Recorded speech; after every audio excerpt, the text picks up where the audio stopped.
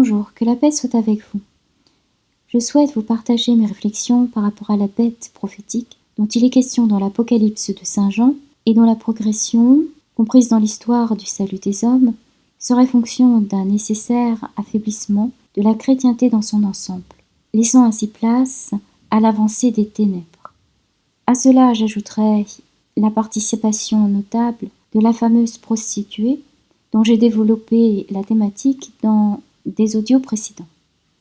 Avant de brosser un portrait succinct, je souhaite rappeler que les chrétiens, toutes confessions confondues, ont pour socle commun de la foi les Écritures saintes, dont notamment les évangiles de Saint Matthieu, Saint Marc, Saint Luc, Saint Jean, où l'on y trouve les dogmes de foi, complétés par les actes des apôtres, les épîtres et l'Apocalypse de Saint Jean, le tout formant le Nouveau Testament appelé aussi la Bonne Nouvelle.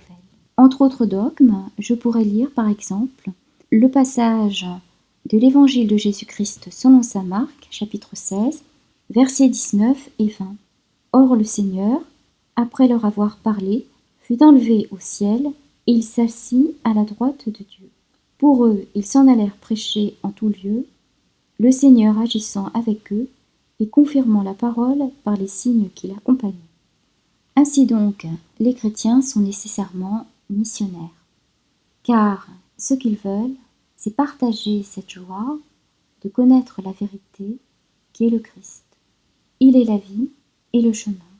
Cela dit, je vais en venir à ce qui s'est joué dernièrement et ce qui pourrait se jouer prochainement. En effet, la bête, pour progresser, me semble-t-il, ne peut faire grandir que certaines parties d'elle-même. Il s'agit d'une progression par étapes, organique, et ce qui me paraît important est de voir au fond ce qui a été réellement construit.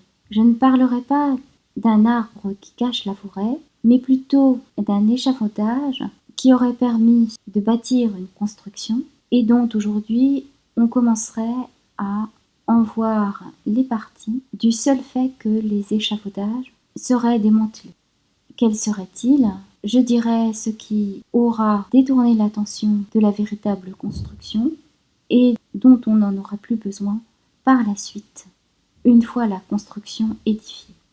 Et c'est ce qui est le cas, puisqu'on assiste à une chasse aux sorcières où l'on fait fi de ce qui, il fut un temps, aurait été nécessaire pour la construction d'un système.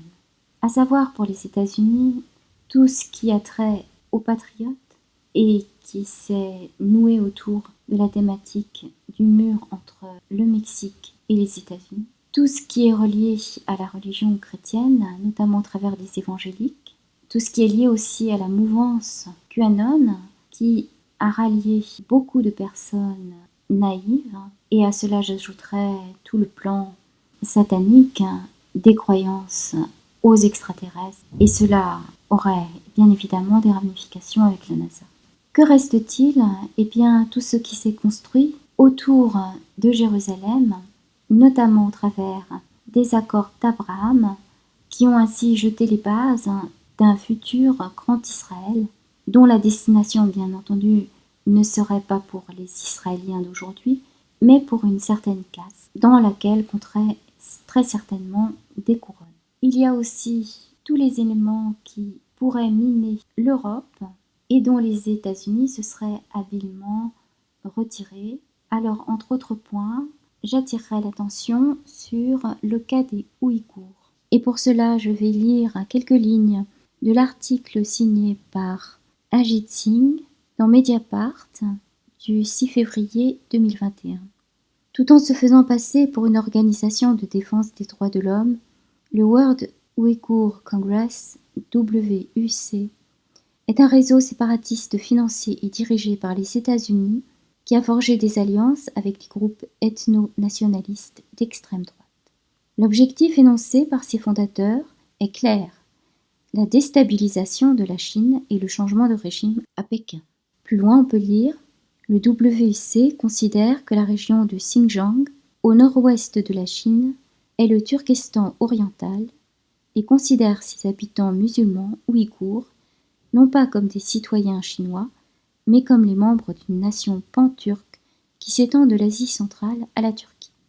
Donc, l'on peut y déceler deux idées majeures que j'ai déjà commencé à développer, à savoir, premièrement, que la seconde bête, dont on peut déceler les traits au travers de la Chine, notamment du Parti communiste, développement de l'intelligence artificielle, etc., devrait être réabsorbée par la première bête. Et deuxièmement, que la Turquie, qui représente en fait une pieuvre, chercherait à étendre ses tentacules et à y déposer des ventouses au travers desquelles elle pourrait ainsi s'attacher et accaparer ultérieurement, selon l'opportunité, des territoires supplémentaires. Le propre de la pieuvre ou fameuse prostituée est d'utiliser des armes spirituelles dans la sphère psychique, on peut appeler ça aussi quantique, cette sphère où Satan peut agir, que j'appellerais sous la matrice, c'est-à-dire utiliser des outils qui permettent en fait aux chrétiens d'élever leur âme, à savoir la recherche de la culpabilité dans l'examen de conscience, de les détourner afin de culpabiliser et de se victimiser. L'on va constamment retrouver ces armes qui en fait grossissent des détails, alors qu'au fond, si l'on regarde le tableau dans son ensemble, on voit que la chrétienté est en progression, mais que les persécutions contre les chrétiens sont également en progression. Des associations font un merveilleux travail de recherche, et je mets dans la description des liens vers les documents. 260 millions de chrétiens seraient persécutés de par le monde. Les exemples sont pléthores, j'en prendrai un. Il s'agit de deux sœurs qui ont été tuées dans la ville de Lahore en début d'année pour avoir refusé de se convertir à l'islam.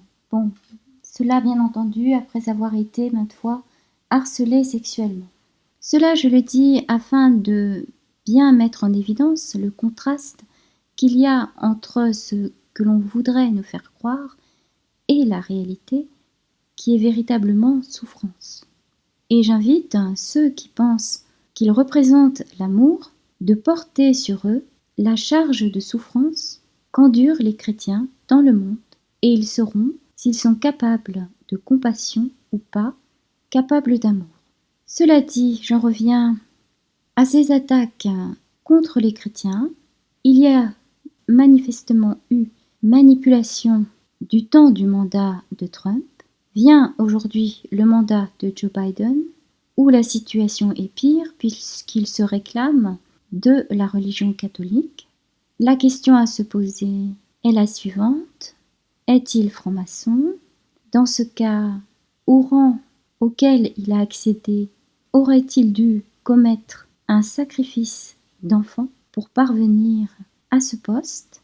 Soutient-il ce genre d'organisation hiérarchique au service de Satan, auquel cas il ne peut pas être chrétien, encore moins catholique, et devrait même être excommunié. La question de savoir s'il devrait pouvoir communier ou pas ne se poserait pas. Cependant, on la laisse se poser et diviser les évêques, ce qui est une calamité. Joe Biden ne ferait pas mieux, à mon avis, que Trump, si ce n'est de traîner la religion catholique dans la boue. En tout cas, l'on voit où cela mène, déjà par rapport à Trump et aux évangéliques, qui aujourd'hui, en France, sont taxés de sectarisme, ce qu'ils ne sont pas, puisqu'on peut y entrer ou en sortir sans risquer de se faire décapiter. Il ne s'agit donc pas, à proprement parler, de secte. D'autre part, les évangéliques de France ne pratiquent pas le test de virginité, car cela n'est absolument pas chrétien, étant donné que l'esprit étant plus fort que la chair aura beau être vierge, si le cœur ne l'est pas, la personne ne l'est pas. Une fille qui se ferait ausculter de la sorte aurait de toute façon perdu toute virginité, non pas au sens de la chair qui aurait toute sa valeur dans un contexte d'esclavage sexuel, mais au sens spirituel du terme, puisqu'elle soumettrait son esprit à la chair. Cela n'a aucun sens. Et donc, les attaques dont font l'objet les évangéliques, bien entendu, cela ne dupe personne, sont faites pour attaquer au final les chrétiens dans leur ensemble et en particulier l'Église catholique qui a encore pignon sur rue. Malheureusement, il y a une fâcheuse tendance à identifier les chrétiens catholiques avec la République, ce qui est très fâcheux. Prenons pour exemple le mariage. Seul le mariage républicain, ou ce qui lui est apparenté, comme le Pax, est reconnu par la République, et à ce mariage sont attachés des droits et des devoirs. Libre à chacun de compléter cet acte devant le maire qui représente la République, de compléter cet acte par un mariage religieux, donc d'y adjoindre une dimension spirituelle. Cette célébration est totalement indépendante. Elle n'a aucune validité au regard de la République et donc ne génère aucun droit. Ainsi donc, ni premier, ni deuxième, ni troisième mariage ne pourrait être reconnu. Pour ce qui est des musulmans qui cherchent à contracter un deuxième mariage et en tirer des profits, cela est malvenu, mais que cela soit rassuré, ils peuvent toujours aller devant le notaire et, par acte notarié, décider de léguer une part de la fortune du vivant du mari et de la femme, ou à la mort du mari, à une tierce personne, en l'occurrence la veuve et l'orphelin, et autant de veuves et orphelins qu'ils veulent, car bien entendu, si le mariage du temps du prophète Mohammed était de rigueur pour assurer justement le logis et le vivre à des personnes en détresse, aujourd'hui nous avons des institutions qui permettent de pratiquer ce type de charité en toute liberté. Mais bien entendu, si la personne cherche à se marier une deuxième fois par convoitise, luxure, concupiscence, eh bien, il s'agit de le reconnaître, et en ce cas, il n'est nul besoin en France de se marier. Le libertinage est accepté, on peut s'y livrer sans risquer de se faire lapider ou de se voir décapité. Cela dit, je trouve déplacé d'attaquer les moines et moniales qui ont choisi le célibat pour se consacrer totalement à Dieu. Et faut-il le rappeler, les prophètes les plus aimés de Dieu sont ceux qui lui ont été consacrés dès le ventre de la mère. Et ils ont ceci de particulier qu'ils ont préservé leur virginité pour Dieu. Cela dit, je rappelle que la France a été consacrée au cœur sacré de Jésus et que cela ne doit pas être oublié de ceux qui prétendent s'accaparer ce qui ne leur revient pas, d'une manière ou d'une autre, au travers de la fameuse prostituée ou d'une quelconque autre façon, hypocrite.